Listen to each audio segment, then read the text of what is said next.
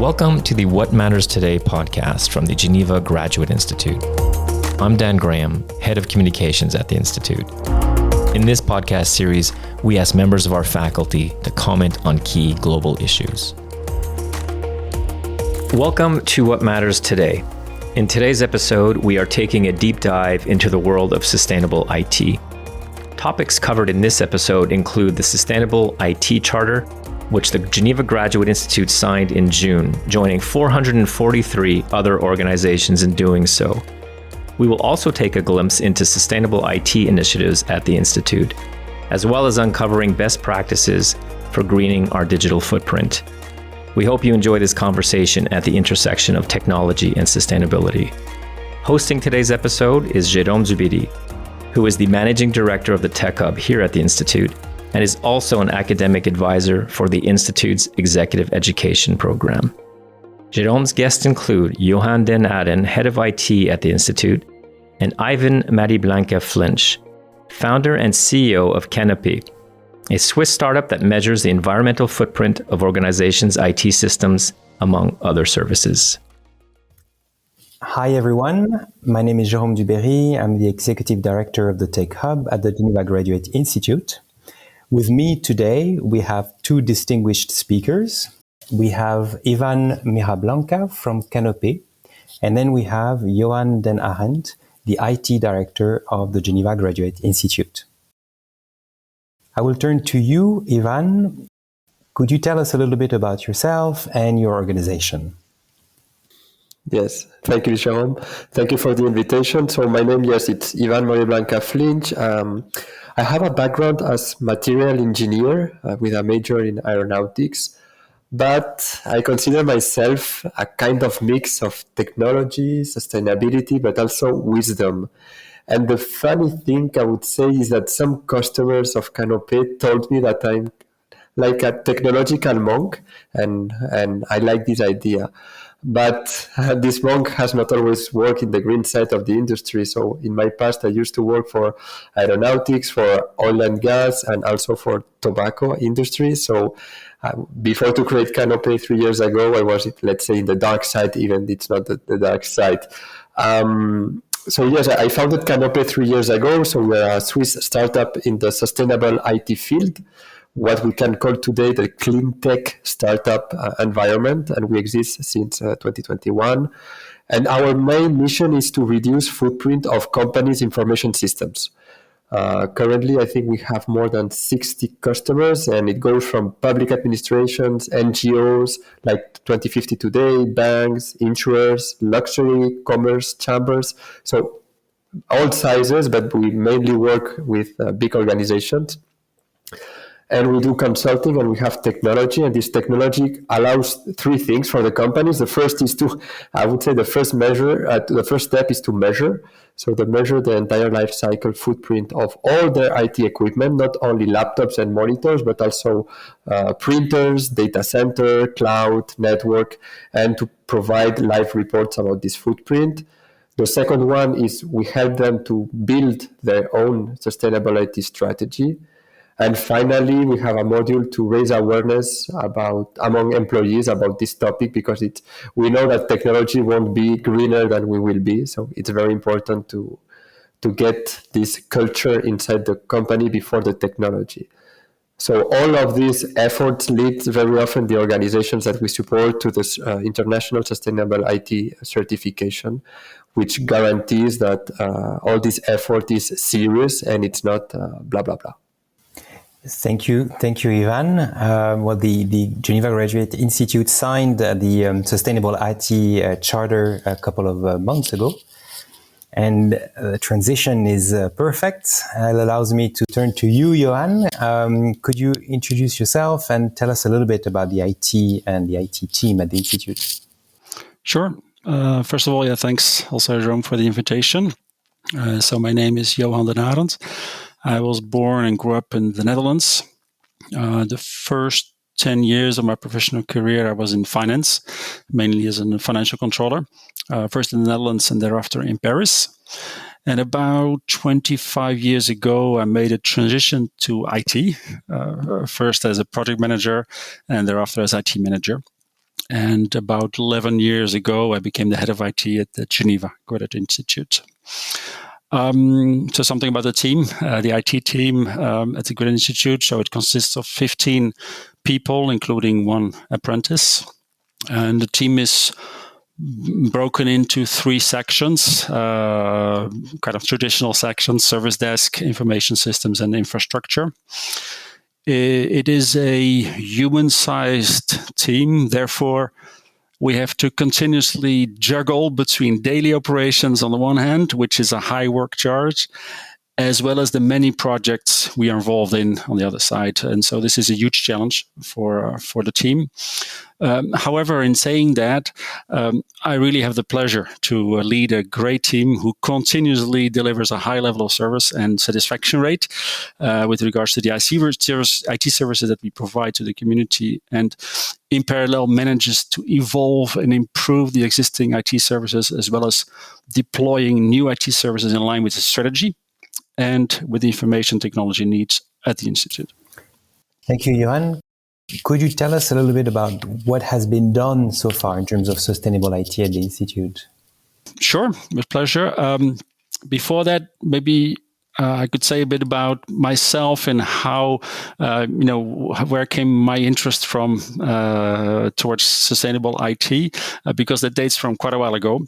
I started in my childhood, some 50 years ago, and my parents taught me about the stewardship of the earth. This principle is, you can say also an environmental stewardship, and it is the responsible care and use of the planet's resources, basically. Like a small example, when we were walking in some alleys with trees, when I picked up some green leaves from the trees, well, they reprimanded me and in a way that I never did it again. And moreover, they explained me why I should stop doing it. And to me, we should all be stewards of the earth. And this parental education for me resulted in a sort of general interest for environmental care, nothing more, nothing less. But, it was kind of the solid basis for what came next, and my interest, particularly for implementing several sustainability measures at the Institute. So going to that, first I was exposed to sustainability through our IT equipment purchasing. And in 2013, we started to send all our obsolete IT equipment for recycling to Sweco. This was, for me, a very logical step because we already pay the Sweco tax for all our electronic devices purchased in Switzerland. So why not using their recycling services? To me, this was a no-brainer, basically.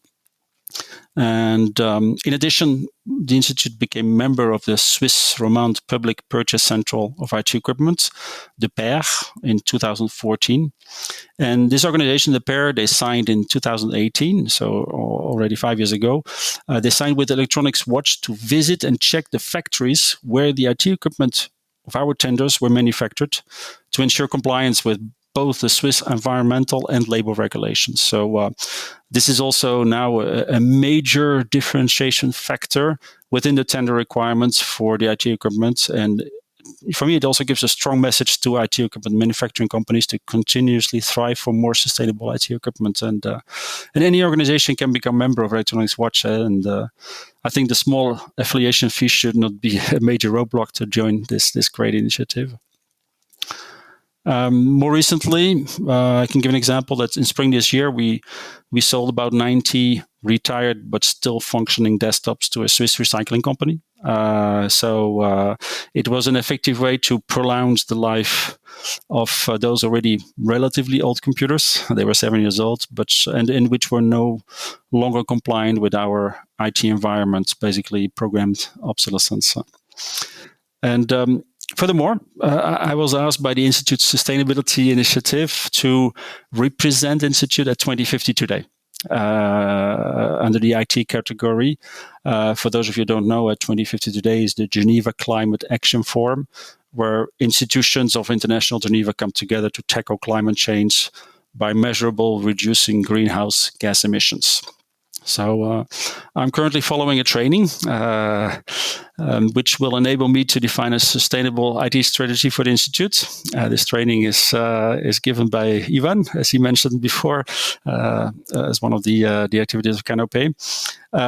This training, which should be completed by early 2024, it is a real eye-opener for me, I must say. It has strongly motivated me to become or to strive at least for to become a kind of ambassador for sustainable IT at the Institute, as well as within my family, my friends, and basically my personal life also. And you mentioned already the Sustainable IT Charter of the INR, which we signed earlier this year, and I can mention also, last but not least, the Sustainable IT Day, which we organize in collaboration with the University of Geneva, with a focus on 2 of our 3 sustainable IT priorities, which is data archiving and cleaning, and the raising of awareness about sustainability. And the third one being the sustainable IT purchases and extending the life of the IT equipment. Thank you, Johan. I'm now turning to you, Ivan. Could you tell us a little bit about the drivers and the barriers of sustainable IT? I think it's important to put in context what Johan said, and completely agree with him. We know that today Switzerland, and especially Geneva, is a key worldwide player with mainly international Geneva organizations. And we see that today we have 2 big topics that are arising. I would say 3. We have cybersecurity for sure, we have sustainability, and we have digitization. So when it comes to sustainable IT, I would say the first barrier is to understand what is really IT. It's not only laptops, it's also servers, it's network, it's plenty of things, it's software, it's obsolescence. So sometimes we are not all the people know what is exactly IT. We don't even know what is IT pollution. We think most of the times companies think that IT pollution is the energy consumption from the devices, but if we take the entire life cycle, and the legislation is going in that sense, meaning that organizations in the future, even in the present, will be audited also for the impact of their suppliers. So I think the first barrier is the misunderstanding of the impact of the IT pollution. So and this is coming very, very fast. So I would say this is one barrier, but also one driver. Regarding Geneva and Switzerland, our relationship with green IT or sustainable IT it's quite recent compared to France, where they are very advanced. I would say that it started maybe a couple of years ago, but now it's going so fast, especially in Geneva. We have so many big players, either public and private, that are heading towards sustainable IT, that Geneva is becoming one of the key places in the world for sustainable IT. So we are very happy to contribute in that sense with the International Geneva. Key drivers, I would say, we don't have the choice. I mean, we have climate objectives. We could say neutral carbon neutrality, which is for me quite impossible. But if we try to tend with carbon neutral, we don't have the choice to align digitization and environmental transitions. So because we don't have the choice, we have to implement sustainable IT. And sustainable IT have a lot of benefits. First of all, we are improving our IT system. So this is very important in terms of finance. We are also getting better image inside and outside the company. And regarding the drivers, maybe we could quote 3 first best practices that we could do as organization. The first one is to measure the IT footprint that we have, not only the laptops, but also the cloud, the servers, the NAS, the switch, the printers, the beamers, the TV, everything that we have in the information system, to put a number behind, but not only CO2, also water consumption, energy consumption, and natural resources consumption. Because CO2, unlikely we can compensate it with certificates. So I would say first step is to measure. The second one is to understand where the footprint stands and what we can change and what we cannot change. So this will help us to create our sustainability strategy. But for me, the most important step is the third one, is to raise awareness among employees and management, because we always say that technology will solve the problem. When we have a problem, we turn into technology to try to solve it. But we believe that culture must go before technology. We provide always the same example, is that we can purchase the most green printer in the market, but if the employees still print 20 pages per day per employee, the printer is not green. So it's very important to raise awareness among the employees about what we are doing, why we are doing, and where we are going. And from this point, I think there are plenty of free tools and free guidance to help companies to go in that sense. But these are the first 3 steps that we can already implement in a company. Thank you, Ivan. You talked about practices, you talked about tools. Could you maybe recommend us a couple of best practices? We know that between 75% and 90% of the footprint of an equipment comes from the manufacturing and the raw material extraction. So it's quite logical to first step is to extend the life cycle of the equipment. Among the 60 plus customers that we have, we still see very often that smartphones are changed every 2 years because new iPhone, new Samsung is going into the market. Laptops are changed every 4 years when we could extend the warranty until 6, same for the server. So first best practice is really to extend the life cycle, because if we change the equipment very often, it doesn't matter what we will do in terms of usage. So the first good practice would be this. And the second one is to really purchase equipment that have sustainable and ethical certifications. As Johan said, electronics watch can be an example. We have EPIT, we have TCO, we have Energy Star. So we can also purchase ethical brands like Fairphone or Shiftphone. We have a lot of brands like this. And in the third step, in regarding the raising of awareness, we have tools that are free. For example, we have Carbon Viz. So it's an extension on Google Chrome that has been developed by engineering school in Yverdon-les-Bains, where we can track the footprint generated by our own web navigation. So this is quite interesting to see how much data we download during 1 minute in YouTube or 1 minute on a website in a blog. We will see a huge difference. And the second tool that we always recommend, and it's free, I think it's called Audio Only YouTube, and it helps when we are doing sport or cleaning or whatever, and we are listening to YouTube but we are not watching the video. By using this extension, YouTube cuts the video and only lets go through the sound. And as 70% of the worldwide data it's video, it makes sense that when we are using video just for hearing the sound, to cut the video. So this would be the 2 advices that we could give for free with these tools. Thank you very much. Thank you, Ivan. Maybe for a last round of comments, remarks, and maybe some hopes for the future, I'm turning first to you, Johan, or maybe Ivan. Yes. Maybe what I can say is, as I said, we come from very far. I mean, in Geneva, in Switzerland, sustainability is now very important, but 5 years ago, it was quite not so known. So I would say we don't have the choice, and what should have saved us, technology, is maybe killing us by the way we are using it.